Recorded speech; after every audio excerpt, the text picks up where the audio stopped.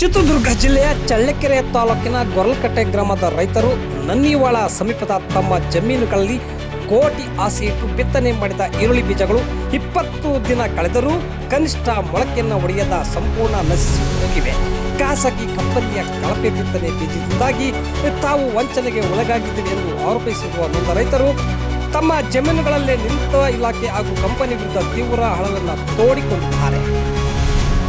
ಒಬ್ಬ ರೈತನ ಹೊಲದಲ್ಲಿ ಬೀಜ ಹುಟ್ಟದಿದ್ದರೆ ಮಣ್ಣಿನ ದೋಷ ಎನ್ನಬಹುದು. ಆದರೆ ಈ ಭಾಗದ 6 ರೈತರು ಏಕಕಾಲಕ್ಕೆ ನಾಟಿ ಮಾಡಿರುವ ಇಡೀ ಕಂಪನಿಯ ಬೀಜಗಳು ಎಲ್ಲೂ ಮೊಳಕೆಯೊಡೆದಿಲ್ಲ ಎಂದರು. ಇದು 100ಕ್ಕೆ 100 ಕಂಪನಿಯ ಕಳಪೆ ಬೀಜದ ದೋಷವೇ ಆಗಿದೆ. ಕಳಪೆ ಬೀಜ ನೀಡಿ ನಮ್ಮ ಸಮಯ, ಶ್ರಮ ಹಾಗೂ ದುಡ್ಡು ಹಣವನ್ನು ಹಾಳು ಮಾಡಿದ್ದೀವಿ. ನಮಗೆ ನ್ಯಾಯ ಸಿಗಬೇಕು ಎಂದು ಕಂಪನಿಯ ವಿರುದ್ಧ ರೈತರು ಆಕ್ರೋಶ ವ್ಯಕ್ತಪಡಿಸಿದರು.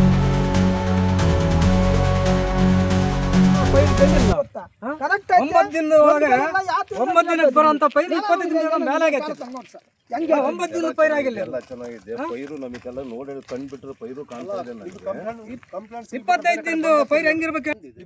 ಇದೊಂದೇ ಪ್ಲಾಟ್ ಇಲ್ಲ ಈ ಗ್ರಾಮದಲ್ಲಿ ಮಾತ್ರ.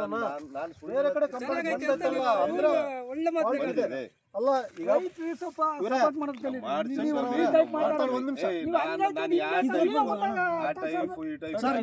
ಒಂದೇ ಬಿಡು.